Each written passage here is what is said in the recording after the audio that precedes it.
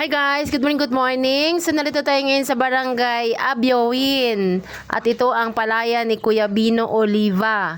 At ito guys ay pinahabol lang natin ang ating organic fall harvest microbial inoculant ag ating root and deep fertilizer. So ito ngayon guys ang kalagayan ng kanyang palay, tirik na tirik ang dahon at ang mga butil yan guys ay talagang may laman lahat. Mabibintog ang butil niyan.